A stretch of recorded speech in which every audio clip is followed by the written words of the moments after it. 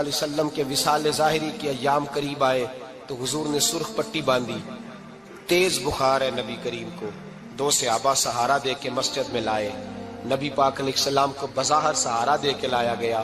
کریم رسول نے لوگوں کو جمع کیا، حضور آج کیا ہونے والا ہے، آج کیا کہا جائے گا، آج کس لیے میٹنگ بلائی ہے؟ نبی کریم کے کل صحابہ جب مسجد میں جمع ہوئے تو کھچا کھچ مسجد بھری ہے۔ وصال ظاہری سے چند یوم پہلے کی بات، نبی پاک نے فرمایا آج تمہیں کوئی جہاد کی ترغیب نہیں دینی، آج کوئی نیا پیغام نہیں دینا، آج تمہیں بتانا ہے کہ رب نے اپنے بندے کو اختیار دیا ہے، چاہے تو دنیا میں رہے، چاہے تو اس کی بارگاہ میں حاضر ہو جائے۔ اس عبد نے بارگاہ ربوبیت کی طرف لوٹنے کا ارادہ کر لیا ہے۔ حضرت صدیق اکبر رونے لگے تو صحابہ نے کہا تمہیں کیا ہوا؟ کہنے لگے سمجھ نہیں رہے، کسی کی بات نہیں کر رہے، نبی پاک تو اپنی بات فرما رہے ہیں، اس نے جانے کا ارادہ کر لیا۔ سنیے میرے بھائی، محبوب پاک نے فرمایا بھائی کسی شخص کو میری طرف سے کوئی تکلیف پہنچی ہو تو بدلہ لے سکتا ہے، بدلہ لے سکتا ہے، کسی کو تکلیف پہنچی ہو۔ صحابہ پھوٹ کے رونے لگے، محبوبہ کرم ہی کرم ہوا ہے، رحمت ہی رحمت آئی، آپ کے بارے میں گمان کرنے والا بھی دائرہ ایمان سے نکل جائے۔ حضور آپ کیا فرما رہے ہیں؟ فرمایا نہیں بھائی اٹھو۔ پیچھے سے جناب عکاشہ بن محصن اٹھے، ہاتھ کانپتے ہیں، آگے بڑھے، کہنے لگے یا رسول اللہ، ایک جنگ کے موقع پر آپ نے درہ مارا تھا، ننگی پیٹھ پر صفیں سیدھی کراتے، بات دل میں رہ گئی ہے، میں نے بدلہ لینا ہے۔ نبی کریم نے فرمایا بلال دوڑ کے جاؤ، فاطمہ کے گھر درہ پڑا ہے، درہ لاؤ۔ سیدنا بلال حبشی کہتے میں گیا، دستک دی سیدہ طیبہ طاہرہ، حضرت فاطمہ فرمانے لگی بلال کیسے آئے ہو؟ اماں جی وہ درہ چاہیے تھا۔ سیدہ کو تشویش ہوئی، کہنے لگے بلال نہ تو جنگ پہ جانا ہے، نہ جہاد ہے، نہ کوئی ایسا موقع ہے، حضور کی تو طبیعت مبارک بظاہر بڑی علیل ہے، درہ کیا کریں گے؟ حضرت بلال عرض کرنے لگے اماں جی ایک صحابی بدلہ لینے لگے ہیں، صاحب طبقات نے جملے لکھے ہیں، کہتے ہیں بی بی صاحبہ نے درہ بھی دیا اور امام حسن حسین کو بھی باہر نکالا۔ فرمانے لگی عکاشہ سے کہنا 100 درے مارے، ان 2 شہزادوں کے جسم پر نبی پاک کے قریب نہ جائے، میں نے 2 بچے پیدا ہی اپنے محبوب پر قربان کرنے کے لیے کیے، ان کو لے جائے۔ حضرت بلال کہتے ہیں میں 2 شہزادے لے کے آیا، اور جب دروازے میں میں لے کے پہنچا تو نبی پاک نے دیکھا تو آنکھوں میں آنسو آ گئے۔ فرمایا ان کو بٹھا دو، مجھے پتا ہے فاطمہ نے کیا کہہ کے بھیجا ہے۔ حضرت سیدنا بلال فرماتے ہیں درہ میں نے جناب عکاشہ کو دیا، حضرت عکاشہ درہ لے کے آگے جو بڑھے تو حضرت ابو بکر صدیق نے ان کے پیروں پہ ہاتھ رکھا، فرمایا عکاشہ میری طرف آ یار، مجھے مار درے، نبی پاک کے قریب نہ جا۔ مصطفیٰ کریم نے فرمایا ابو بکر تو ہٹ جا، اسے آنے دے۔ فرماتے ہیں میں چند قدم آگے گیا تو مولا علی شیر خدا نے میرے پیر پہ ہاتھ رکھا، کہنے لگے عکاشہ سوچ تو صحیح تو کیا کر رہا ہے؟ حضور نے فرمایا علی ہٹ جاؤ، میرا اور ان کا معاملہ ہے۔ جناب عکاشہ آگے بڑھ رہے، نبی کریم نے فرمایا میں اپنی امت کو درس دینا چاہتا ہوں، خبردار خبردار زندگی میں تمہارے ہاتھ سے زبان سے کسی کو تکلیف نہ پہنچنے پائے، خبردار یاد رکھنا وہ معاشرے بگڑ جاتے ہیں، وہ معاشرے تباہ کر دیے جاتے ہیں جہاں ظلم ہوتا ہے، جہاں زیادتی ہوتی ہے، جہاں لوگوں کو ستایا جاتا ہے۔ محبوب کریم کے قریب آئے حضرت عکاشہ، کہا حضور میری پیٹھ ننگی تھی، آپ بھی ذرا کپڑا ہٹائیے۔ نبی کریم نے پیٹھ سے کپڑا ہٹایا، جناب عکاشہ نے درہ جو اٹھایا تو صحابہ کی چیخیں نکلی، حضرت عکاشہ نے درہ دور پھینکا، حضور کے بطن اطہر سے لپٹ گئے، چومنے لگے، کہنے لگے حضور وہ تو صفیں سیدھی کراتے لگ گیا تھا، آپ نے کہاں مارا تھا؟ یا رسول اللہ میں تو بہانہ بنا رہا تھا کہ جاتی دفعہ مجھے وجود چومنے کا موقع نصیب ہو جائے، مجھے یہ موقع نصیب ہو جائے۔ میرے حبیب نے فرمایا جس نے جنتی دیکھنا ہو میرے عکاشہ کی زیارت کر لے۔ بھائی ظلم کا دروازہ کھلا ہوا ہے اور لوگ بھول جاتے ہیں زیادتی کرتے ہوئے، وہ بہو سے ہی کیوں نہ کریں، وہ اپنے گھر کے بھول جاتے ہیں کہ شاید پوچھنے والا کوئی نہیں، شاید میزان نہیں لگے گا۔ ایران کے بادشاہ نے اپنے بیٹے کو پڑھانے کے لیے ایک استاد صاحب کا بندوبست کیا۔ استاد صاحب کو کہا کہ میرے بچے کو دین پڑھائیے، میں چاہتا ہوں کل اس نے عنان حکومت کو سنبھالنا ہے تو یہ دین سے آگاہ ہو جائے، اس کو کچھ سکھائیے پڑھائیے۔ بہت نیک بزرگ بڑے درویش عالم پڑھانے لگے، اسباق مکمل ہو گئے، دین کے اسباق قرآن مجید پڑھایا، احادیث طیبہ کا درس دیا، اصول فقہ سے روشناس کرایا۔ جب بچے نے مکمل تعلیم حاصل کر لی اور آمین ہو گئی، دستار ہو گئی، فارغ ہو گئے، تو پھر ایک دن استاد صاحب نے کہا بیٹے کل تم نے ضرور آنا ہے، کچھ بات کرنی ہے۔ شہزادہ گیا ملنے استاد صاحب سے، استاد صاحب نے کنڈی لگا لی، ہاتھ میں درہ پکڑ لیا، مار مار کے پورے وجود کو زخمی کر دیا، کوئی غلطی نہیں، کوئی بات نہیں، مارا۔ اب بچہ آیا آ کے بادشاہ سلامت سے کہا کہ ابا جی سمجھ نہیں آئی، بڑا مارا ہے استاد۔ تو سیانے تھے نا بادشاہ، یہاں تو قاری صاحب روز کٹہرے میں کھڑے ہوتے ہیں، مولوی صاحب آپ نے میرے بچے کو کیوں مارا ہے؟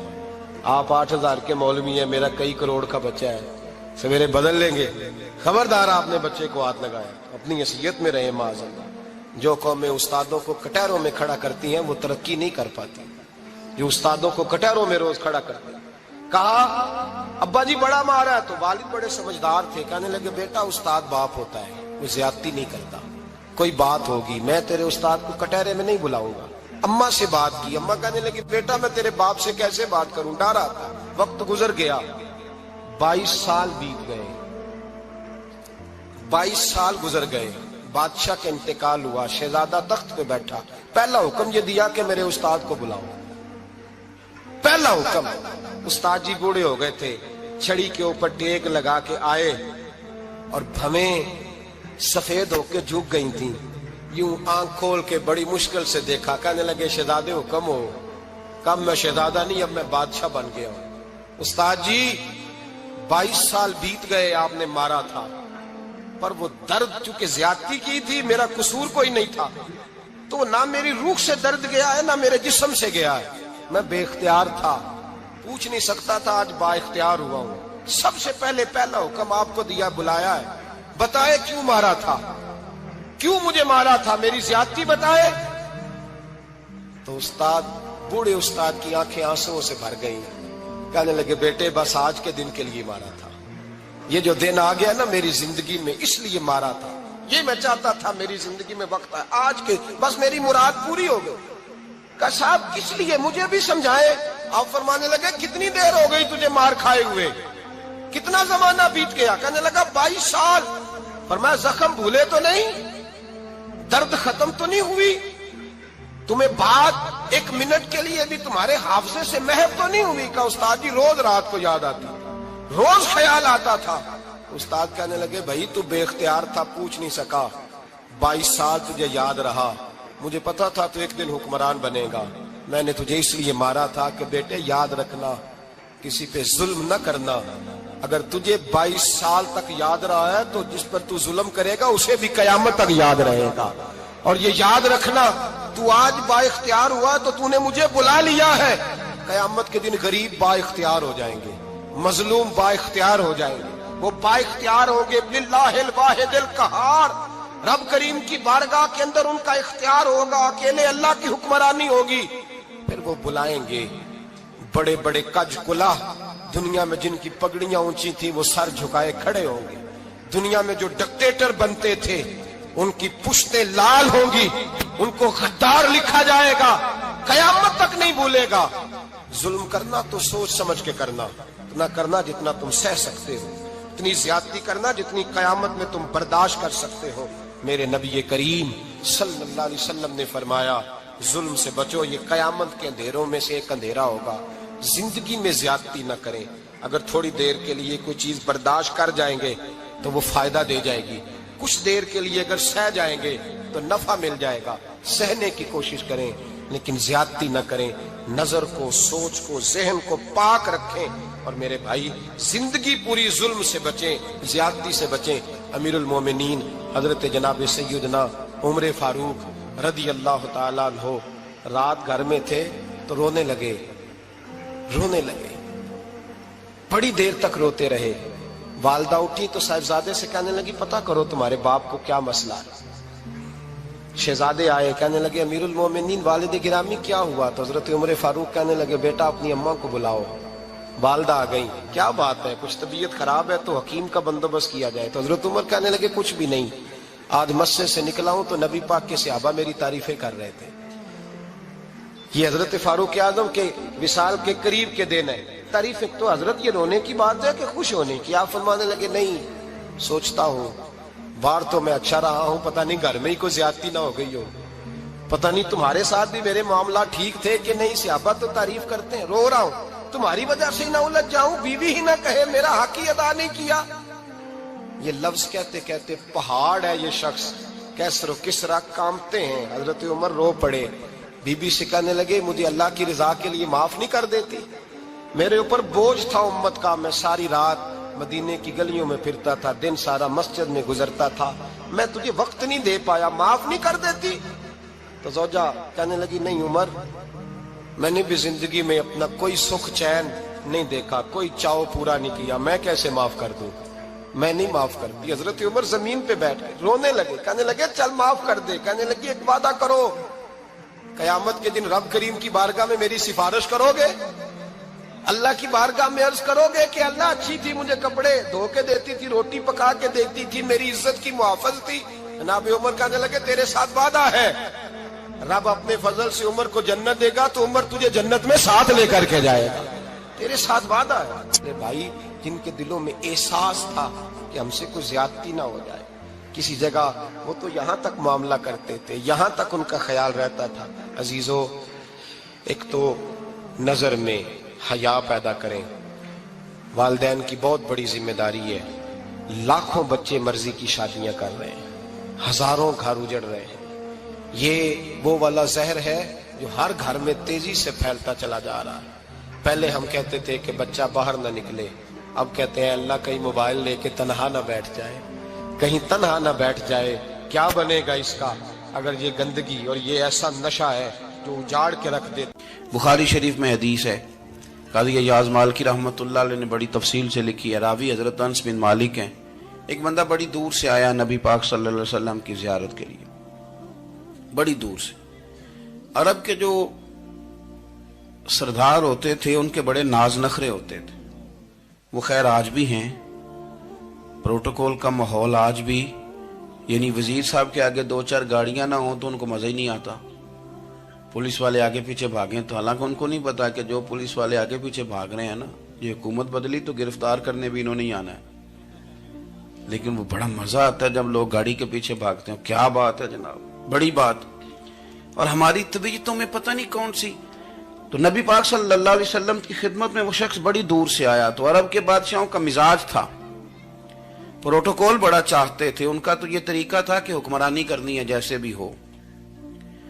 اگر کسی غلام نے دھوپ میں بندھا رہ گیا، اونٹ اور چھاؤں میں نہیں باندھا تو درے مارتے تھے، اور اگر اس نے کھول کے باندھ دیا تو پھر بھی مارتے تھے، کہتے تھے اتنا سیانا ہو گیا تو انہیں پوچھا ہی نہیں، خود بخود ہی باندھ دیا۔ وہ شخص حضور کی بارگاہ میں آیا اور بہت سارے لوگوں کے پاس کیونکہ وہ جاتا تھا اپنے سربراہ کا پیغام لے کے، تو وہ کانپ رہا ہے جب حضور کی بارگاہ میں گیا، ڈر رہا ہے۔ اب ذرا بات کو سمجھنا، نبی پاک صلی اللہ علیہ وسلم نے اس سے فرمایا کیوں ڈرتے ہو؟ سادہ آدمی ہے، دیہاتی ہے، بدو ہے۔ اللہ کے رسول نے تھپ کی دی، کیوں ڈرتے ہو؟ تو کہتے حضور مجھے آداب نہیں آتے اور مجھے ڈر آتا ہے، کوئی بات اگر ایسی ہو گئی، آپ مدینے کی حکومت کے سربراہ ہیں تو کہیں آپ ناراض نہ ہو جائیں۔ حضرت انس بن مالک فرماتے ہیں بات کہاں کی تھی، پہنچ کہاں گئی؟ جب اس نے یہ کہا نا کہ آپ تو حکومت کے سربراہ ہیں، کہیں کوئی غلطی نہ مجھ سے ہو جائے، تو نبی پاک کی آنکھوں میں آنسو آ گئے، حضور رونے لگے، اور نبی پاک صلی اللہ علیہ وسلم فرمانے لگے نہ بھائی، تو کسی حکومت کے سربراہ کے پاس نہیں آیا، نہ تو اس بیٹے کے پاس آیا ہے جس کی ماں گوشت کے خشک ٹکڑے کھا کے بھی گزارا کر لے گی۔ میں تو ایک غریب ماں کا بیٹا ہوں۔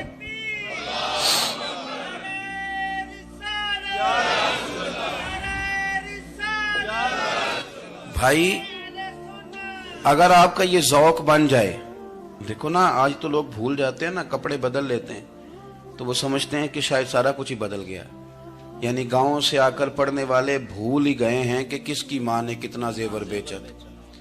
لوگ بھول جاتے ہیں چیزوں کو، اپنے ماضی کو یاد رکھیں، آپ لوگوں کے ساتھ پیار کریں، آپ لوگوں کو موقع دیں، آپ تھوڑی سی اور کوشش کریں اس شخص تک جانے کی جو آپ کو مایوس نظر آ رہا ہے، پریشان نظر آ رہا ہے۔ یہ ہمیں میلاد والے محبوب صلی اللہ علیہ وسلم نے درس دیا۔ ایک اور پہلو، حضور سید عالم صلی اللہ علیہ وسلم نے، ہمارے ہاں نا ابھی بھی برادری کی تقسیم ہے، ابھی بھی اور کچھ میں نے ایسے کمزور لوگ بھی دیکھے. یہ اس طرح کی حرکتیں ہارے ہوئے لوگ کرتے ہیں. ہارے ہوئے لوگ جو اپنے آپ کو سمجھتے ہیں کہ میں کوئی بڑا آدمی ہوں. بڑا آدمی تو اپنے اخلاق سے ہوتا ہے, اپنے کردار سے ہوتا ہے, اپنی سخاوت سے ہوتا ہے, لوگوں سے پیار کرنے سے ہوتا ہے. باقی یہ کہ بیٹھ کے کہانی سنانا کہ میں بڑا کچھ کرتا ہوں, تو جو کچھ کرتا ہوتا ہے اسے سنانے کی کوئی ضرورت. ایک اور بہت سارے لوگ آپ تعزیت کرنے جائیں نا والد کے انتقال کے بعد, تو ان بیچاروں کو بتانا پڑتا ہے کہ ابا جی میرے بغیر دوائی نہیں کھاتے تھے. تو میں کہتا ہوں اگر تیرے بغیر نہیں کھاتے تھے پھر بتانے کی ضرورت نہیں, پھر تو سارے گاؤں کو پتا ہوگا کہ تیرے بغیر نہیں کھاتے تھے. اور اگر کوئی دال میں کالا ہے تو پھر تیری وضاحت کوئی بندہ قبول نہیں کرے گا. تو آپ کو بتانا کیوں پڑ رہا ہے, اور آپ بار بار اس بات کا ذکر کیوں کر رہے ہیں کہ ہم بہت بڑے قبیلے کے ہیں؟ صاحب اگر آپ بڑے قبیلے کے ہیں تو پتا ہوگا سارے علاقے کو آپ کتنا لوگوں کا خیال کرتے ہیں, آپ کس قدر محبت کرتے ہیں, آپ کا انداز کریمانہ کس طرح کا. پھر آپ کو بتانے کی کوئی ضرورت نہیں ہوتی, پھر خود بخود خبر ہوتی. حضرت سیدنا ابو ذر غفاری رضی اللہ تعالیٰ عنہ, قبیلہ بنو غفار ایک بڑی شاخ تھی قبیلوں میں سے. جو لوگ اس زمانے میں مالدار قبیلوں سے تعلق رکھتے تھے ان میں سے ایک بڑا نام تھا. ساری زندگی چودراہٹ کی, لیکن میلاد ایک انقلاب کا نام ہے. میں میلاد منانے والے دوستوں سے گزارش کرتا ہوں کہ آپ ہر سال میلاد منائیں, اور ہر سال میلاد کے بعد آپ تھوڑے بدل بھی جائیں, یعنی تھوڑے سے بدل جائیں. کچھ لوگ کہیں یار یہ داڑھی میں نے نا 12 ربیع الاول والے دن رکھی تھی, یہ میری میلاد والی داڑھی ہے. اور داڑھی رکھیں بھی نبی پاک کی مرضی کی. کس کی مرضی کی؟ نہ ناراض ہو جائے جی میں ٹور چلا بس. کس مرضی کی جی؟ اپنی مرضی کے نہیں.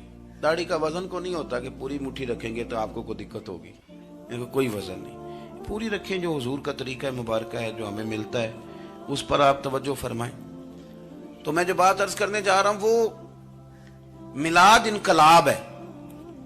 حضور سید عالم صلی اللہ علیہ وسلم کی بارگاہ میں آنے سے پہلے لوگ کچھ اور ہوتے تھے, اور یہاں سے ہو کے جاتے تھے تو پھر ان میں تبدیلی آتی تھی. میں سارا دن کرامتیں سناؤں نا کسی کو اپنے پیر صاحب کی, اور اپنے گھر میں بھی کہ میرے حضرت بڑے, میرے استاد بڑے, لیکن بیوی کے ساتھ اگر میں ترش لہجے میں بات کروں گا تو وہ کہے گی یہ سکھاندے نے تینوں پیر صاحب. دوست کہیں گے یہ سکھاتے ہیں آپ. تو آپ کی کہانیاں نہیں چلتی, آپ کا کردار چلتا ہے. حضرت ابو ذر غفاری رضی اللہ تعالیٰ عنہ فرماتے ہیں چونکہ میں چودھری تھا, سیدنا بلال حبشی رضی اللہ تعالیٰ عنہ کے پاس میں بیٹھا تھا. کسی بات میں بات آگے بڑھی اور بڑھتے بڑھتے بات شکنجی تک چلی گئی. رائے کے اختلاف نے باتوں میں تلخی پیدا کر دی, اور جب تھوڑے لفظ اور تیز ہوئے تو میں نے انہیں کہہ دیا چپ کر, تو ابشن کا بیٹا ہے. کس کے بیٹے تھے حضرت بلال؟ کہتے ہیں جب انہوں نے مجھے کہا تو میرا دل بڑا ٹوٹا, لیکن میں نے ارادہ کیا کہ میں نے حضور کی بارگاہ میں نہیں عرض کرنی. اب ہر بات کی ہم حضور کی بارگاہ میں شکایت کریں. لیکن میں جا کے مسجد میں بیٹھا, اور جب سرکار آئے نا, ارادہ نہیں تھا کہ عرض کروں گا, لیکن حضور کا چہرہ دیکھا تو دکھ میرا خود ہی تازہ ہو گیا. رونے کا بھی تو تب ہی مزہ آتا ہے نا کوئی اپنا ملے تو. فرماتے ہیں کہ میرے آنسو نا بغیر اختیار کے چھلک پڑے, اور میں کھل کے روئے, کھل کے. قربان جاؤں محبوب کے, بھی حضور نے پاس نہیں بلایا بلکہ نبی پاک اٹھ کے خود میرے پاس آئے اور مجھے کندھوں سے پکڑ کے سینے سے لگایا. اور جب میں کھل کے رو لیا تو حضور میرے آنسو پوچھنے لگے. کچھ شعر ایسے ہوتے ہیں جو کسی نے کہے ہوتے ہیں, اور کہنے والا جو ہوتا ہے وہ صاحب حال ہوتا ہے, تو اس میں کچھ خوبصورتی زیادہ ہی ہو جاتی ہے. ایک پنجابی کے شاعر ہمارے گجرات میں گزرے, بزرگ تھے, ان کا ایک شعر ہے, وہ کہتے ہیں ایک واری میری آنکھیاں چوں اونا نے اتھرو پونجے سن. ایک واری میری آنکھیاں چوں اونا نے اتھرو پونجے سن, ہن تے چسکا پہ گیا رونے دا. ایک واری میری آنکھیاں چوں اونا نے اتھرو پونجے سن, ہن تے چسکا پہ گیا رونے دا, تے ہر ویلے آہو زاری دا. تو میں روز رونے لگا ہوں, مزہ ہی بڑا آیا ہے جب سے محبوب نے چپ کرانا شروع کیا میرے عزیز. اور پھر حضرت بلال حبشی رضی اللہ تعالیٰ عنہ چونکہ حضور کے غلام تھے, اور انہیں پتا تھا کہ سرکار میری ناز برداری کرتے ہیں, حضور نے چپ کرایا. فرمایا کیوں روتے ہو؟